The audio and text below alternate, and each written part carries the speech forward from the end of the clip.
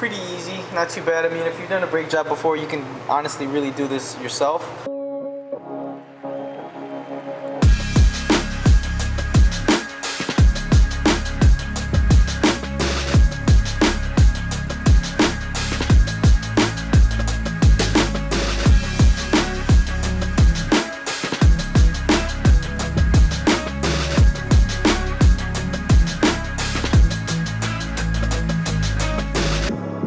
Alright guys, welcome back. We're here at Omega doing a big brake kit on the Supra. Now we have a few different things going on here.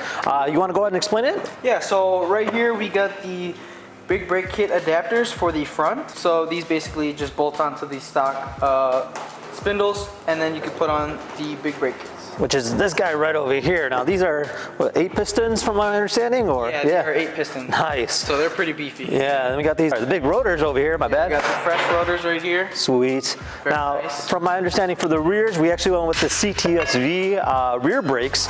So these are also big brake kit, obviously, but it's based off of the CTS-V. Now they do sell conversion kits, which comes with, like, I guess we have a custom bracket right over here.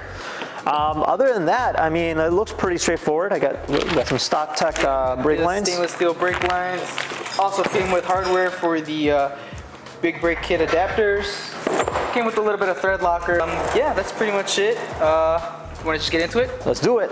All right, so originally this actually had an 8-piston Gretty brake kit, but before they shipped it from Japan, they just swapped it out for whatever. It looks like it's the original Japanese Supra calipers on both sides. Yeah, so these look relatively OEM, and obviously we're gonna be putting a lot of power through this thing, so you're gonna want that stopping power for sure. You do not want to be running 800 horsepower on stock brakes. Exactly. Pretty much we're just gonna end up taking off this caliper altogether because it's gonna get swapped out anyways. Right. So we're not gonna use any of these parts here.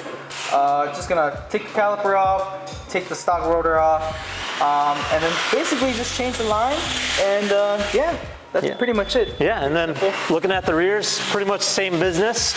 You got these tiny NA brakes, actually, these are the NA brakes, and same concept from my understanding, right? Yeah, same exact thing. Take off the caliper altogether, take off the line, and then swap the rotor, big brake kit brackets in, and yeah, that's pretty much it. Sounds good. Let's see what it looks like.